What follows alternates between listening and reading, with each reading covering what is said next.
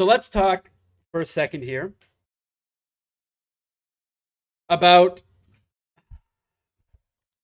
what happened with Patrick Brown, Pierre Polyev, and Jean Charest. So the Patrick Brown, Patrick Brown was eliminated or disqualified from the Conservative Party leadership race. Now, I'm not a conservative. I will never join the Conservative Party to vote for them. But if I was going to, Brown was probably my second choice out of the six that are running. Um, and he was disqualified from the race. So there's been a lot of speculation as to why, how, when, who, but essentially what happened is the chair of the Conservative Leadership Committee disqualified Patrick Brown because he broke or wasn't in compliance with federal election laws, and that those reports came from inside his own campaign. And it's just getting weirder. So Brown, the mayor of Brampton, was disqualified on Tuesday. On Thursday evening, Debbie Jodowin, a former regional organizer on the Brown campaign, said in a media statement through her lawyer that Brown arranged for her to work on his campaign through a third-party company. In a message to the Conservative members Friday morning, LEOC Chair Ian Brody divulged details of the party's communication with the Brown campaign after the committee received information last week that the campaign allegedly violated federal election laws. Together with our party lawyer, I personally engaged for the better part of a week to find a path for the Patrick Brown campaign to be in compliance with our rules and federal law, Brody said in an email. Brody said he and the lawyer met with the representatives of Brown's campaign on June 29 to tell them about the allegations and say that the party would require a response to them. He said that the party sent a letter to the Brown campaign the next day requesting a response to the allegations. The Brown campaign responded on July 1st, but the response did not address our concerns about the violations, said Brody's email. The two sides communicated until July 5th, when the LEOC decided to disqualify Brown in an 11-6 vote, email says. In the spirit of good faith and fairness, the party gave him every opportunity to clarify and resolve their concerns aside. Ultimately, that effort failed. To be clear, the Brown campaign knew full well what the allegations are. Any suggestion to the contrary is simply incorrect. Brown and his campaign have claimed that the party failed to adequately inform them about the allegations. In a statement Thursday evening, a spokesperson for the Brown campaign said the party failed to conduct itself fairly and transparently while addressing the allegations, and alleged Brown's disqualification was the result of an effort to thin out the number of candidates. The goal was to disqualify Patrick Brown from the leadership race and narrow the field, the statement reads. Brown's legal team sent a letter to Brody in response to the statement, criticizing the LEOC chair for releasing a statement to party members and the media while not responding to the request for an appeal of the disqualification. We have read Ms. Jodowin's statement, and it is our view that there has been no breach of the Canada Elections Act, the letter reads. Brown offered to reimburse company, campaign says. Brody's message came after Jodowin released a statement through her lawyers on Thursday night in which she identified herself as a whistleblower in the Brown campaign. Jodowin said she personally discussed with Brown an arrangement for her to be paid by a private company and that he approved. Mr. Brown told me that it was permissible for me to be employed by a company as a consultant and then for that company to have me volunteer with the campaign, Jodowin's statement said. He connected me by text message with a third party for that purpose. I trusted him, but as time went on, I became increasingly concerned with the arrangement and suspected it was not okay.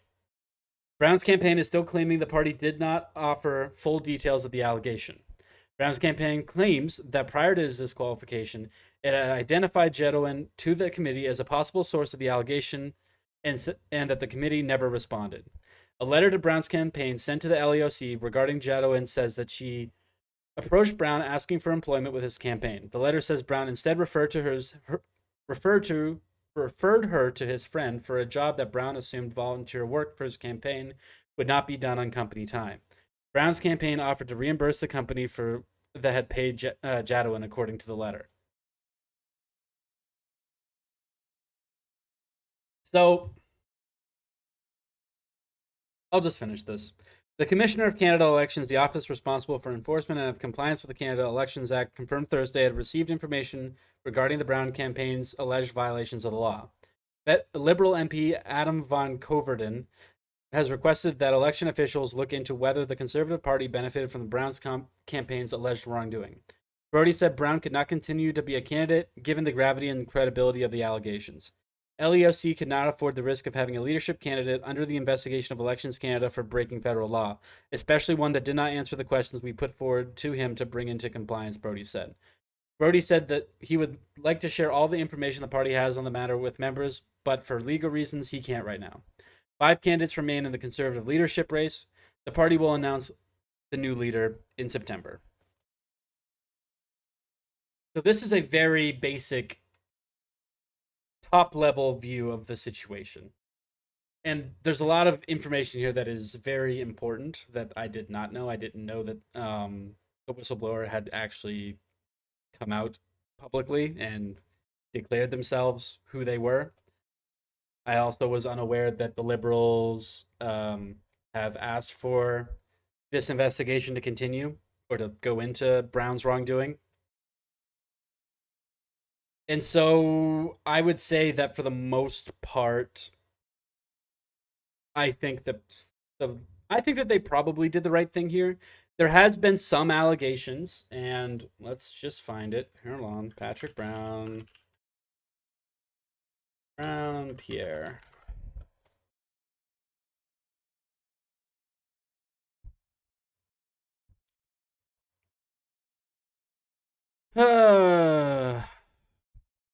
Yeah, so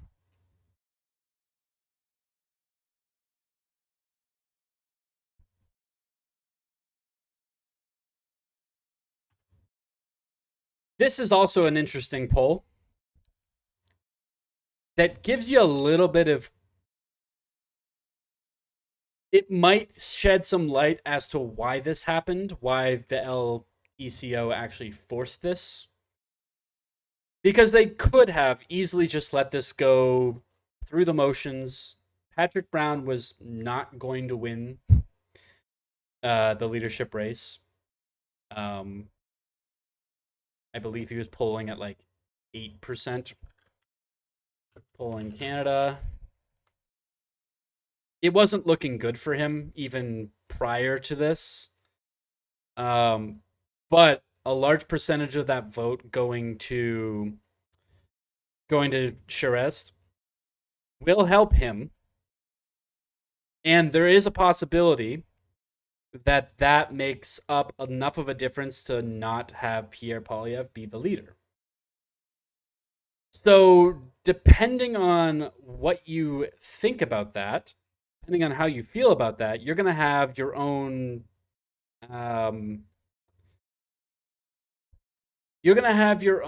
issues on where this situation ends up.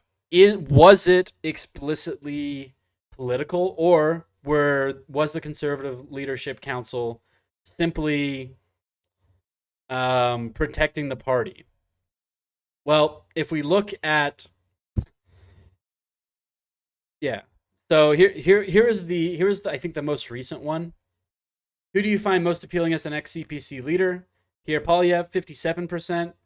G. Charest, 14%. Patrick Brown, 7%. 6 for Lewis, 1 for Aitchison, 1 for Baber. So that's 7% from Brown. They're saying 44% is going to go to Charest. That's not going to make that's not going to make enough of a difference to make that close. And I do think Pierre is going to win first round because it is ranked choice, I believe. Top 50, yeah. If you hit 50% in the first round, you win.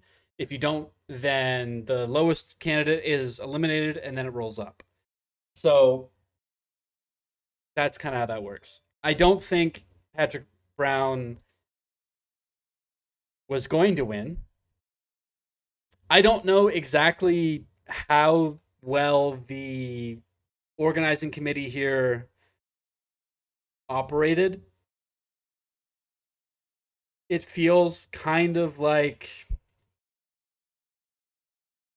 This seems a lot like what the Democratic Party in the US does, where they kind of just go, oh, yeah, you can run, and then you run, and then you bring a bunch of members in, and then they just go, oh, yeah, by the way, you're no longer eligible for voting, et cetera, et cetera, et cetera.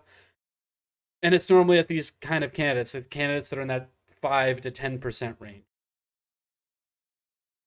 Obviously, you have Bernie, 2016. This is nowhere near that kind of level, but it's definitely up there.